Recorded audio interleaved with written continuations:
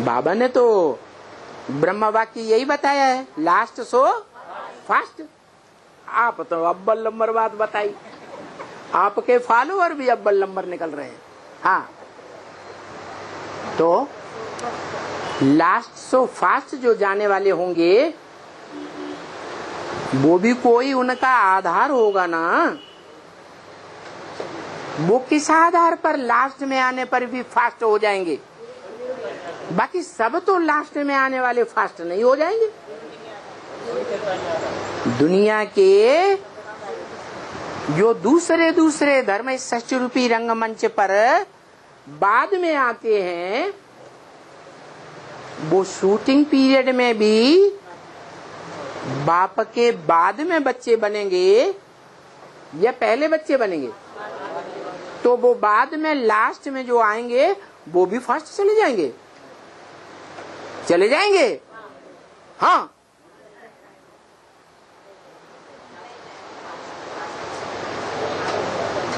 जो आर्य समाज में आने वाले होंगे, जो रसिया में आने वाले होंगे, ठेठ नास्तिक, वो परम धाम से लास्ट में आते हैं। यहाँ संगम में ज्ञान में लास्ट में ही आवेंगे या पहले आ जाएंगे? तो वो फास्ट चले जाएंगे, वो तो फास्ट नहीं जाएंगे। बाकी फिर किसके लिए बोला कि भले संगम युग में लास्ट में आएंगे तो भी फास्ट चले जाएंगे। हाँ, उनका भी कोई हिसाब किताब है या नहीं है? क्या हिसाब किताब है उनका? हिसाब ये है, इस सच्ची रूपी चक्र में आकर के जब से जन्म लेते हैं अंत तक भी वो बाप की श्रीमत को पक्का पकड़ लेते हैं कि पतित बनना है तो एक से पतित बनना है। ऐसी आत्माएं जो लक्ष्य धारण करती हैं कि 500-700 करोड़ मनुष्य आत्माएं, उन मनुष्य आत्माओं में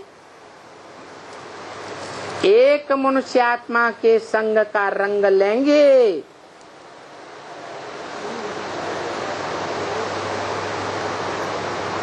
क्या? कौन से संग की रंग की बात है? गुप्त में ज्यादा ताकत होती है या प्रत्यक्ष में ज्यादा ताकत होती है? तो वो संबंध कौन सा है जो इंद्रियों से ही संबंध जोड़ा जाता है लेकिन गुप्त संबंध जोड़ा जाता है? और प्राणियों में भले न जोड़ा जाए लेकिन मनुष्यों में तो कि कलयुग और सतयुग के बीच को कहा जाता है संगम। शास्त्रों में फिर युगे युगे कह दिए है।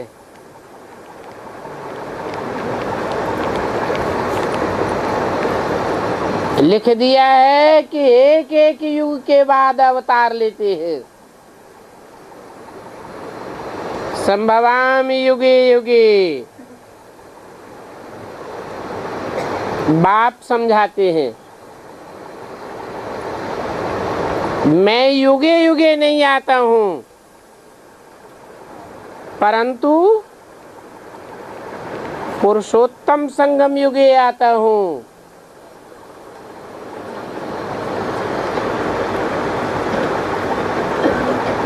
शास्त्रों में इसलिए लिख दिया है कि हर युग की शूटिंग में 4 अवस्थाएं होती हैं। सतयुग के देवता वर्ण की शूटिंग में भी 4 अवस्थाएं होती हैं।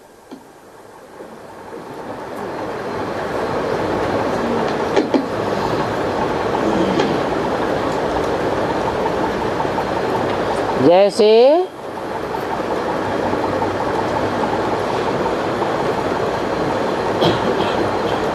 1960 से लेकर के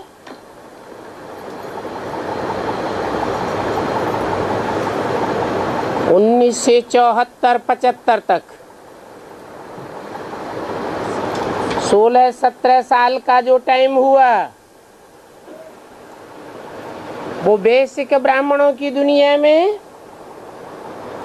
ब्रह्मा जैसी देवता वर्ण की आत्माओं के लिए सतयुगी शूटिंग का टाइम हुआ,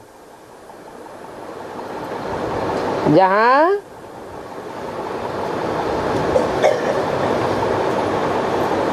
सन 60 से लेकर के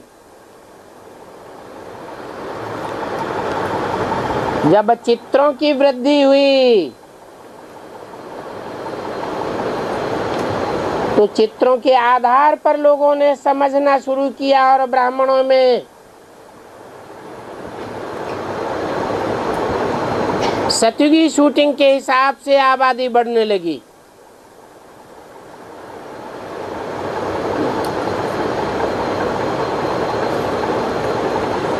और मम्मा और बाबा के शरीर छोड़ने तक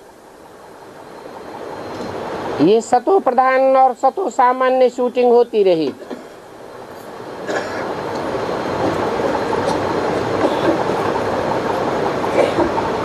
ब्राह्मणों की वृद्धि ज्यादा नहीं हुई। फिर जब बाबा ने शरीर छोड़ दिया तो बेसिक ब्राह्मणों की दुनिया में पहला विदेशी सेवा केंद्र लंदन खुला।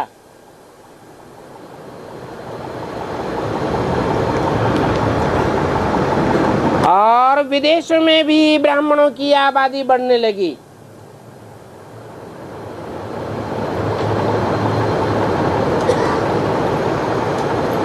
अड़सठ 69 से लेकर के ढेर के ढेर म्यूजियम खुलने लगे। 72-73 तक यही क्रम चलता रहा। रजो प्रधान ब्राह्मण सो देवता वर्ण की शूटिंग होती रही। फिर जब 73 से बड़े बड़े मेले लगना शुरू हुए, पहला मेला 73-74 में दिल्ली के रामलीला ग्राउंड में हुआ। और फिर उसके बाद भारत के बड़े बड़े शहरों में मेलों का तांता लग गया।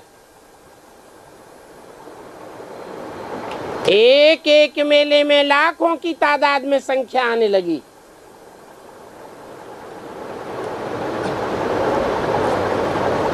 छिहत्तर होते होते ज्ञानामृत की लिखी हुई आबादी के अनुसार 2 करोड़ मनुष्य आत्माओं को संदेश मिल गया। ये सतयुग के अंत में 2 करोड़ मनुष्य आत्माएं ही होती हैं। तो सतयुग की शूटिंग का अंत होता है और त्रेतायुगी शूटिंग की शुरुआत होती है। चक्र के चित्र में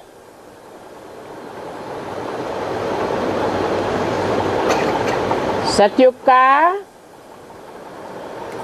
प्रतिनिधि राधा कृष्ण की आत्माओं को दिखाया गया है। कृष्ण कहो नारायण कहो, बात एक ही है।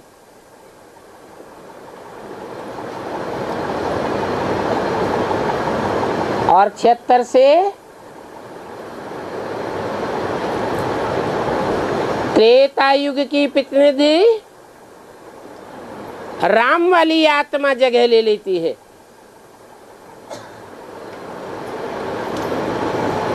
और त्रेता युगी शूटिंग की 4 अवस्थाएं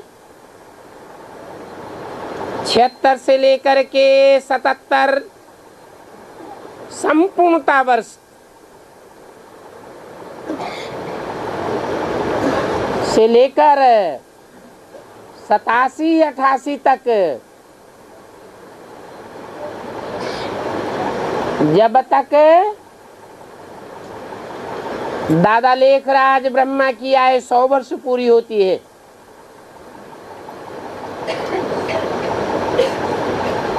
क्षत्रिय वर्ण की 4 अवस्थाओं की शूटिंग हो जाती है।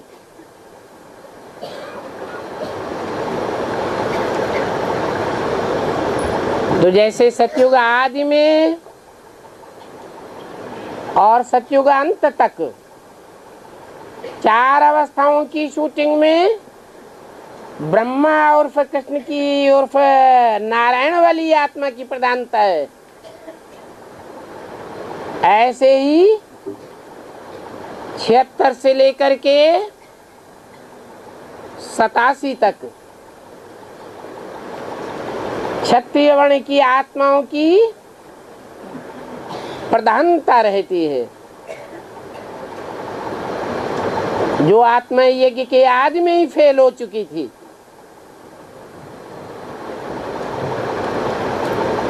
राम फेल हुआ तो राम के साथ साथ राम के फॉलोअर्स भी फेल हुए।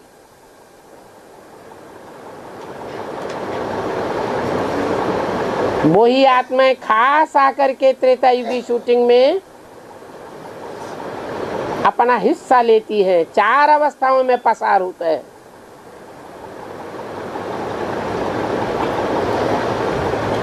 सतयुगी शूटिंग का मुखिया सतयुग के आदि जन्म का, सतयुग के पहले जन्म का नारायण अर्थात दादा लेखराज। त्रेता युगी शूटिंग का मुखिया राम वाली आत्मा, भक्ति मार्ग में भगवान के रूप में मान ली गई।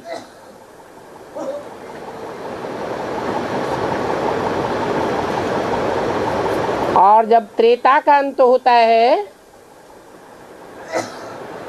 द्वापर की शुरुआत होती है,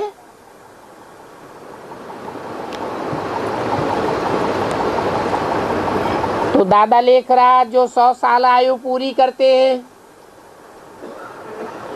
ब्रह्मा की आयु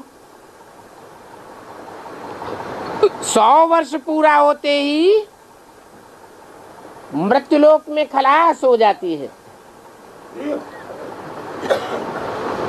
ब्रह्मा और कृष्ण वाली आत्मा के 100 साल पूरे होने से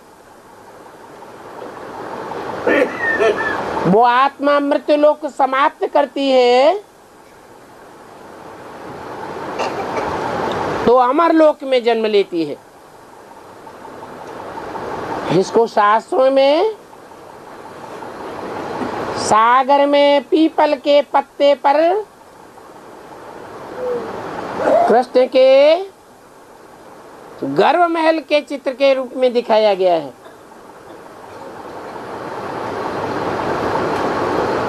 द्वापर युगी शूटिंग के अंत में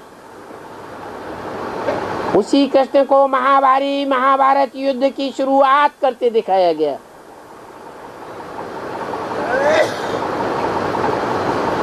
ये ब्राह्मणों की दुनिया के अंदर की शुरुआत है। ब्राह्मणों की दुनिया के अंदर ही युद्ध होता है, जो शास्त्रों में गाया हुआ है। युद्ध सतो प्रधान द्वापर युग में नहीं होता है, तमो प्रधान कलयुग में होता है। वृद्धि होती है कलयुग में और आरंभ दिखाया गया है द्वापर में।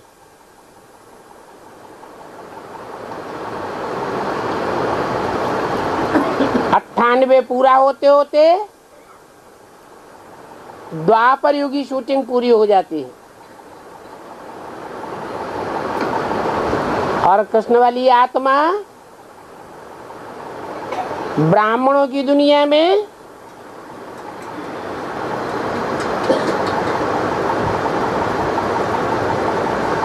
कारावास के अंदर प्रत्यक्ष हो जाती है।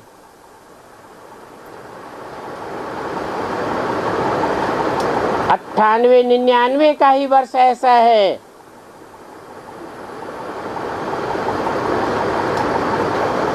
जहाँ कृष्ण जन्माष्टमी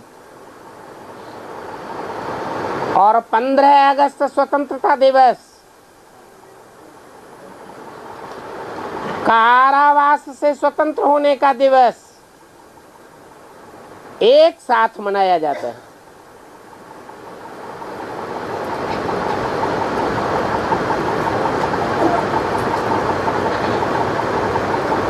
कंस की जेल से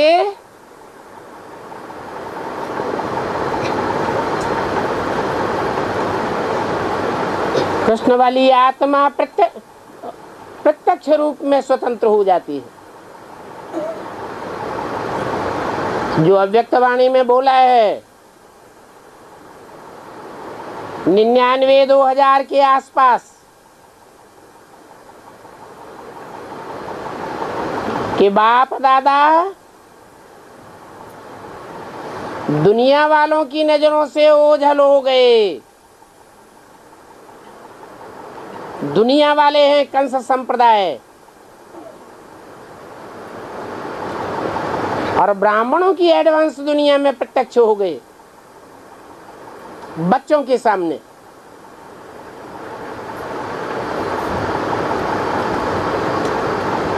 तो द्वापर में शास्त्रों में कृष्ण का भगवान के रूप में दिखाया हुआ है और उसके बाद कलयुग में कलंक लगने की शुरुआत होती है।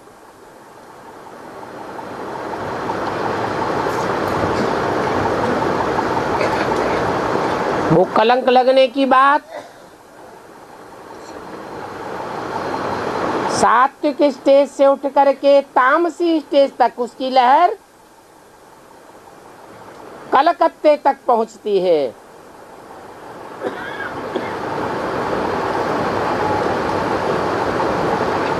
दो 2003 में कलयुग की शूटिंग पूरी हो जाती है। शास्त्रों में कलयुग से द्वापर की आयु दुगुनी, त्रेता की आयु तिगुनी और सतयुग की आयु चौगुनी दिखाई हुई है। ये संगम युग की बातें हैं। एडवांस ब्राह्मणों की दुनिया में मनोबुद्धि के संकल्पों के आधार पर पुरानी दुनिया के विनाश और नई दुनिया की स्थापना का जो खाका खींचा जाता है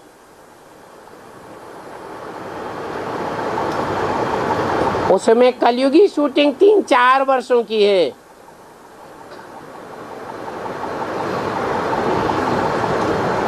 निन्यानवे से लेकर के 2003 तक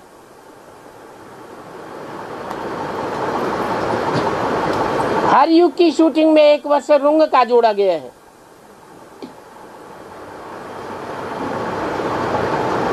तो 2004 में कलयुग की शूटिंग पूरी होती है। रुंग सहित 5 वर्ष कहो, नहीं तो 4 वर्ष। ऐसे ही द्वापर युग की शूटिंग का टाइम है सन 88-89 से लेकर के 98-99 तक। 1 रुंग का वर्ष।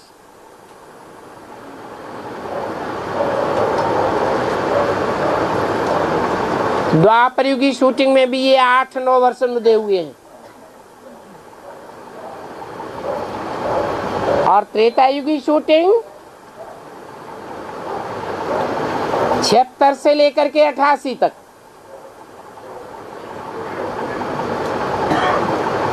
जब कृष्ण उर्फ ब्रह्मा वाली आत्मा 100 साल पूरे करती है और नरक की दुनिया से, मृत्यु लोक से बुद्धियोग त्याग करके अमर लोक में प्रवेश करती है, पीपल के पत्ते पर गर्भ महल के रूप में दिखाई गई है। वो टाइम है सन 76 से लेकर के सन 88-89 तक, 12 वर्ष। और सतयुगी ब्राह्मणों की दुनिया की शूटिंग, जिन्हें ब्राह्मण सो देवता कहा जाए, ब्रह्मा जैसी निचाट देवात्माएं जो अभी भी ब्राह्मणों की दुनिया में देवताओं की धारणाएं सिखाने का काम करती है।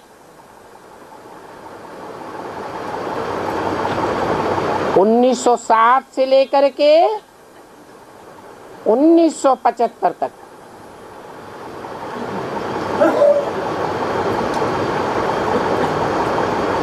बेसिक ब्राह्मणों की दुनिया में 1960 से पहले सेंटर्स तो बहुत खुले, परंतु उनमें जनसंख्या की वृद्धि नहीं हुई और जिन आत्माओं की वृद्धि भी हुई वो भक्ति मार्ग वालों की तरह चलती रही, समझा कुछ नहीं। जब साक्षात्कार के आधार पर चित्र तैयार होने लगे, जिन चित्रों में सबसे पहले छोटे छोटे फोल्डर छपाए गए 1960 में, त्रिमूर्ति, गोला और झाड़, तब लोगों की बुद्धि में ये ज्ञान थोड़ा थोड़ा बैठने लगा। उस समय से बेसिक ब्राह्मणों की दुनिया में आशातीत वृद्धि होने लगी। नहीं तो उससे पहले 9 लाख भी नहीं थे।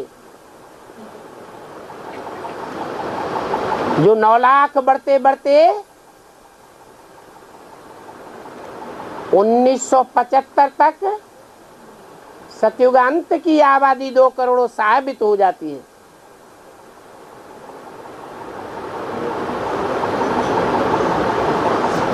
तो बताया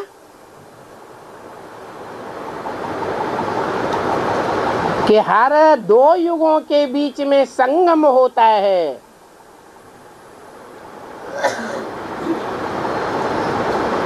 वास्तव में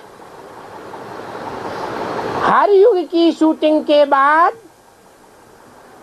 परमपिता परमात्मा कोई न कोई निमित्त रूप लेकर के ब्राह्मणों की दुनिया में अथवा बाहर की दुनिया में प्रत्यक्ष होते हैं।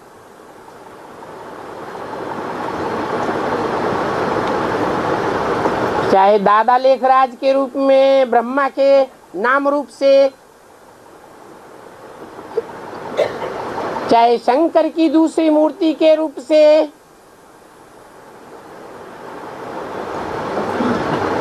चाहे द्वापर युग में प्रसिद्ध है महाभारत युद्ध कराने वाले कृष्ण के रूप से, और चाहे कलयुग में अखबारों, टीवी, रेडियो आदि के साधनों के द्वारा कलंक को धारण करने वाले कलंकीधर के रूप में।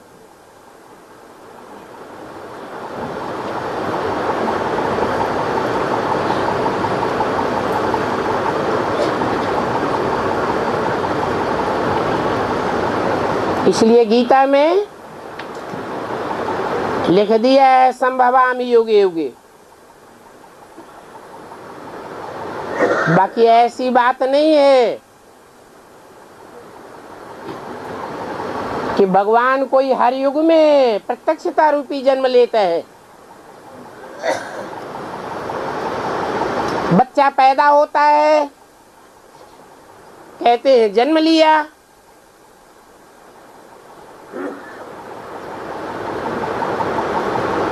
ऐसे ही भगवान भी जब प्रत्यक्षता रूपी जन्म लेता है तो सारी दुनिया को मानना पड़ता है कि सिर्फ ब्रह्मा कुमार कुमारियों का बाप नहीं, हमारा बाप आ गया। नहीं तो जो 4 युगों की शूटिंग का टाइम है, उस शूटिंग पीरियड में कोई भी ब्राह्मण छाती ठोक करके नहीं कहता कि मैं सदा काल का निश्चय बुद्धि हो करके रहता हूं। माया निश्चय अनिश्चय रूपी मृत्यु जन्म में लाती रहती है।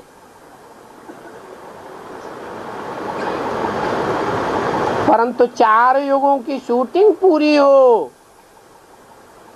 सिर्फ मानसिक रूप से नहीं, मन के संकल्पों के आधार पर नहीं,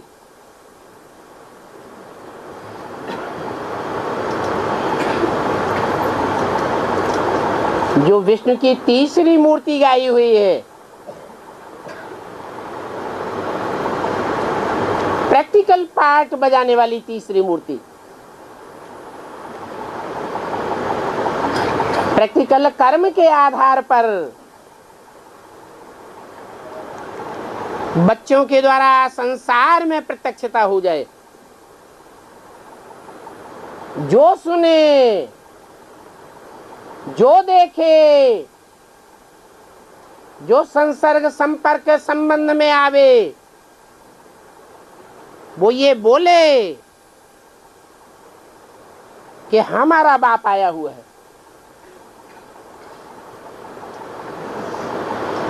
आज बोले और कल मुकर जावे,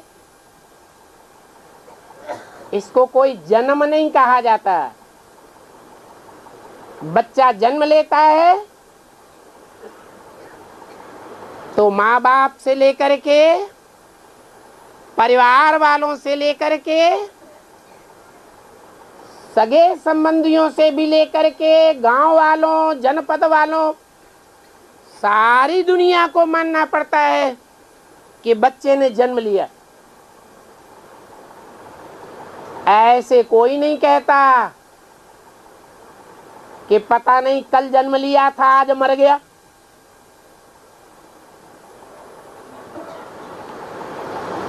इसका मतलब ये हुआ कि भगवान कोई हर युग में प्रत्यक्ष नहीं होता है संपूर्ण 100% से।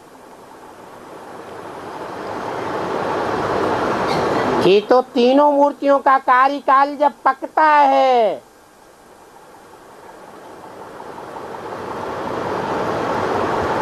तब अंत में प्रत्यक्षता होती है।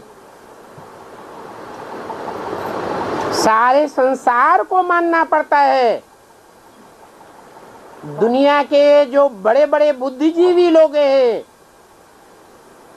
उनको भी मानना पड़ता है कि भगवान बाप, गॉड फादर इस सृष्टि पर आ चुका है।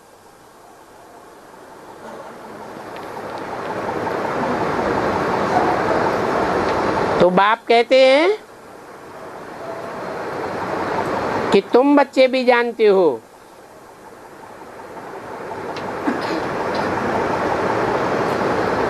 कि हम पुरुषोत्तम संगम युगवासी हैं।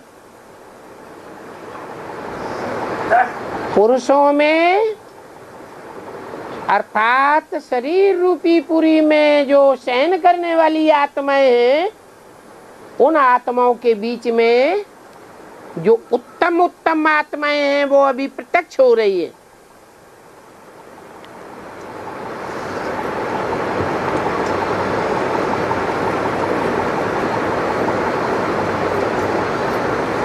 बाकी ऐसे नहीं है कि हर युग के बाद भगवान प्रत्यक्ष हो जाते हैं, जन्म लेते हैं। बाप समझाते हैं मैं युगे युगे नहीं आता हूं, सिर्फ पुरुषोत्तम संगम युग के परिपक्व स्टेज में प्रत्यक्ष होता हूं। तुम बच्चों की बुद्धि में भी होना चाहिए कि हम पुरुषोत्तम संगम युगे ब्रह्मा कुमार कुमारियां हैं।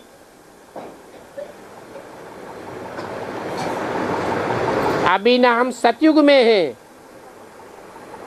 और न कलयुग में है।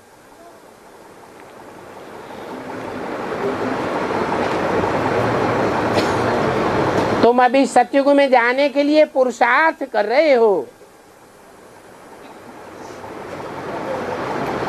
कोई नहीं कह सकता कि हम सतयुगवासी हैं। सदैव सत्संकल्पों में रमण करते हैं।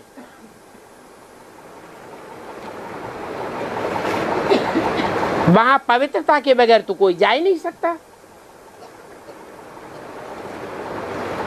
मनसा के संकल्पों में भी पवित्रता चाहिए 100%,